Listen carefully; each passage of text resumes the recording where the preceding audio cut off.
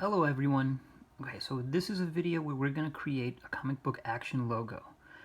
So this is the onomatopoeia, words that sound like themselves, such as boom, or splat, blam, or etc., etc., kapow, things like that.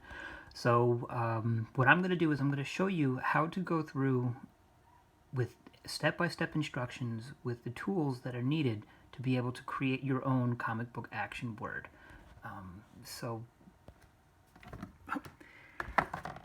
and you can even include imagery if you would like. It's up to you. I'm going to be moving the camera around a little bit, but it's totally up to you. You can pause whenever you need to, and continue on as necessary. So, the tools that you're going to need, there are some, so let's get to that. So you're going to need erasers, you're going to need scissors, you're going to need pencils. I recommend a few, and make sure that they're sharpened well. Make sure they're sharpened well, because we're going to be using them to shade. You're going to need tape. I'm using masking tape, but you can use just any sort of household tape. I would say use a ruler. I have colored pencils, but if you don't have colored pencils, crayons will work just as well. But also there's Sharpies. And if you have, I have a whole selection of Sharpie paint markers. It's totally up to you. Okay. So I'm going to put the camera here so that way we can go through. Alright, so as we're working,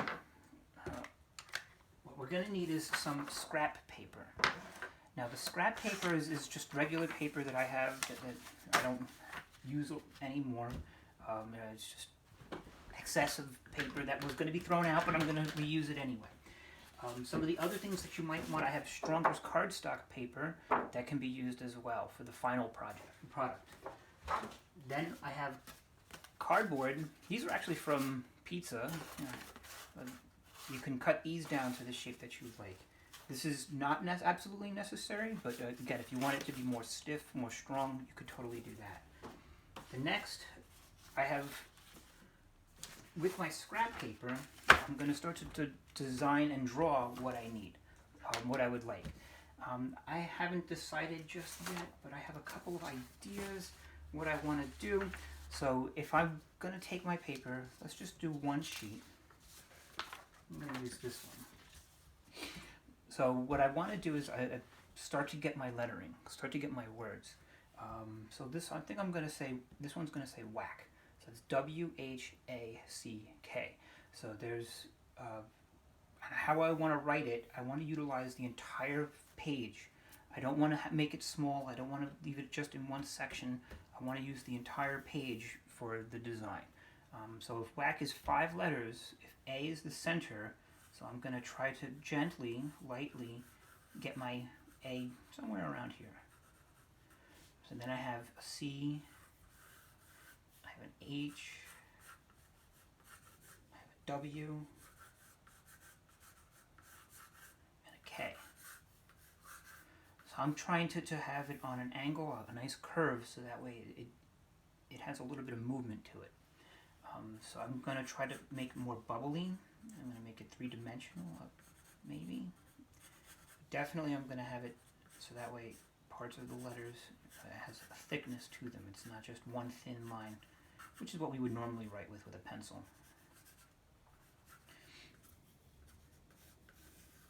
Again, I'm writing lightly. I'm not going super strong.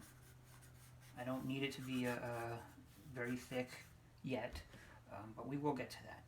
So now that I have my lettering, I might want to have a background.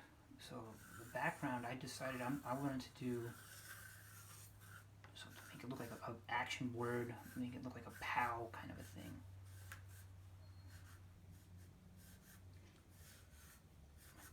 Some sort of explosion type of thing.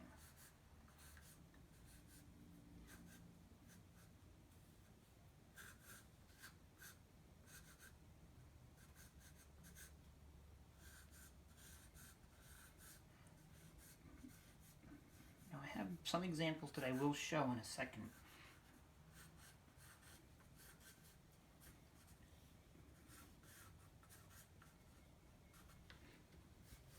So there's my whack. That's not too bad. I don't know if you can see it from there, but as I drew it,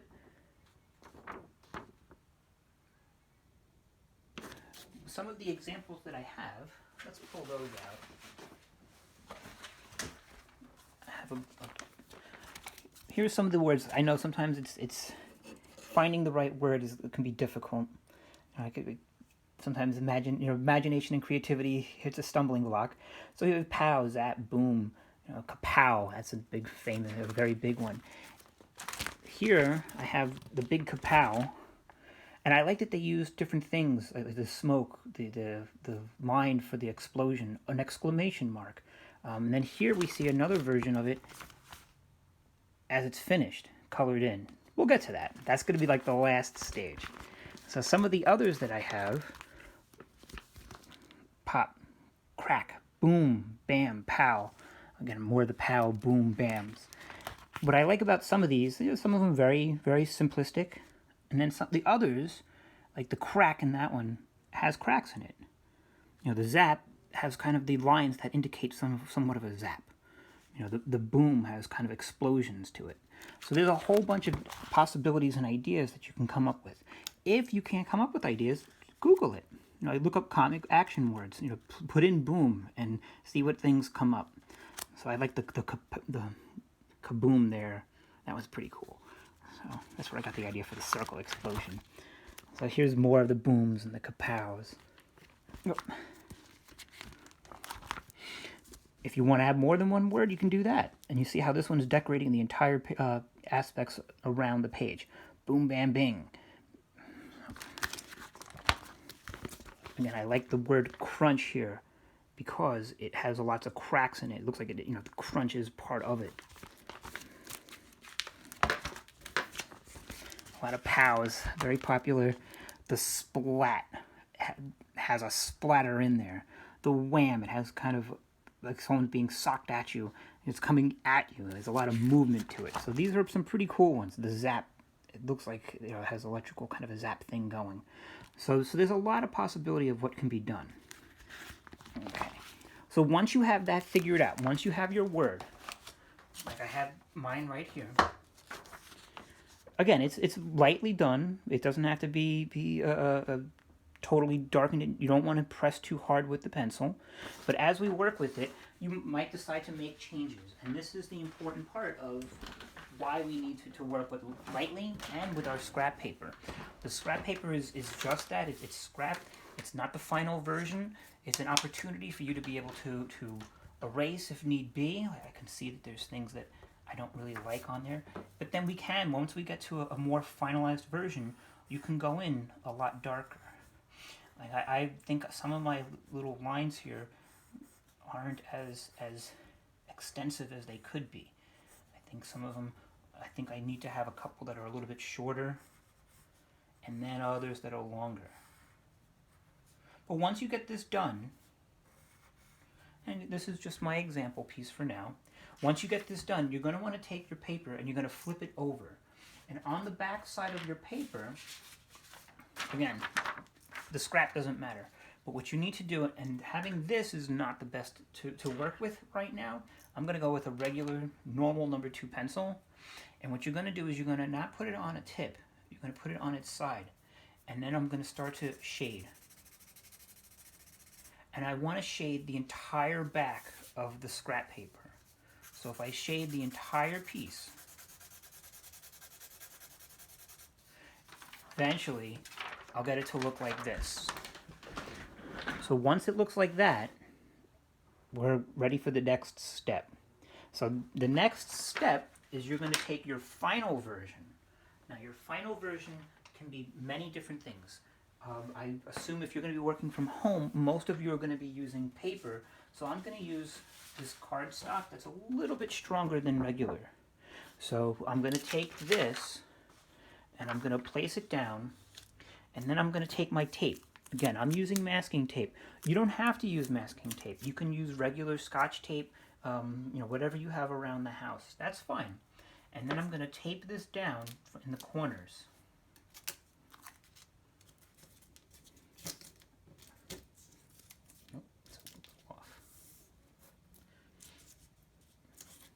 Once I tape that down, now it's secure, it's not going to move around. Now I'm going to go over the lines that I drew before and watch what happens. So if I go over my K,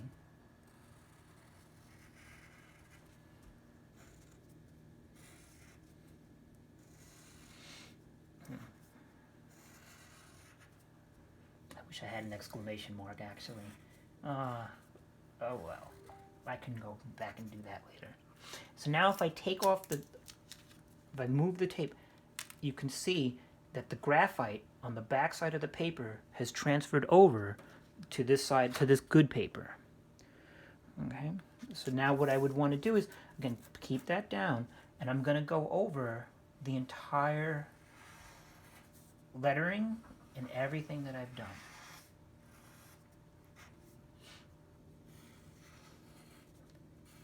And if you're not sure, like, uh-oh, did I do this? Did I not do that section?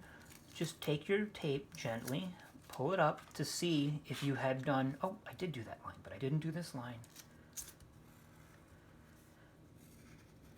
And once that is done, then you have that completely transferred over onto your quality, good piece of paper. Then we can take the whole thing off. I didn't finish, as an example, but, so you couldn't do everything. If you work with certain materials, like some of the paper, when you work with it, it doesn't erase as well. And again, that's why it's good to use scrap paper, so that way any mistakes that you make, you can erase on the scrap paper, you don't have to worry about. By the end of it, when you transfer it over, it won't leave any mistakes onto your good paper. So if I were to do the whole thing, I would have my entire whack. Then I would go in with I can use a Sharpie. I think I'm going to do this one in Sharpie markers, because I think that's probably most of what you guys would have at home. So the Sharpie, this one, if you could see, the tip is all damaged. Now I can't stand that. Oh, it gets frustrating. So this one I'm not a big fan of. I'm going to go with this guy here. Let's see what we got. Much better.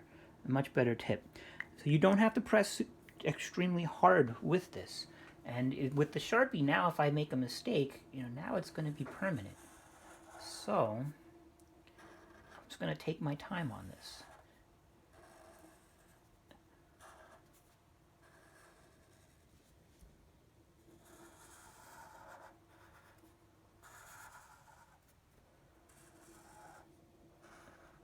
Okay. And then I can go in through here.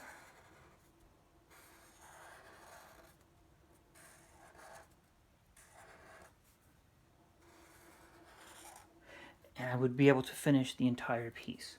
Again, this is just one example of part as I'm doing this workshop for you, but some of the other pieces and examples that I have would be my splat sign. So I wrote my letters, and then I went through, this one I used the Sharpie paint markers. These are actually paint. So it creates, quite a nice effect. All the color is very uniform. It's the same throughout. So that's one example. The other example would be my kaboom sign. So in this one, I used very warm colors for the lettering and the explosion, and in the background is more of a cool color, a blue. And I started by showing you all my boom.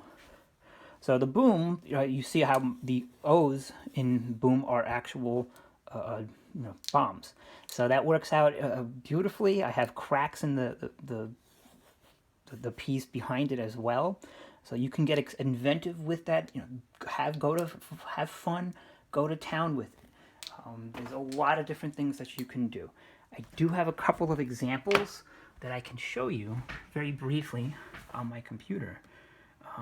So here again, that is the Compow, unfinished, just the black and white, transferred over, and then when you color it, you have fun with it. Here's another kaboom.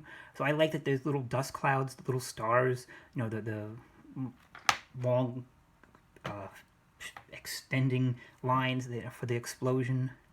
So I like this kaboom too, because again, you have like these rays coming out and the explosion that's in the center. But what makes this one really effective also is that you have warm colors, orange, yellow, surrounded by cool colors, blue, purple. It makes this and the words stand out a lot more. So I like my vroom. I just found this one. It is in the movement, and the line indicates movement as it's going, along with the little dust clouds. Same with this vroom.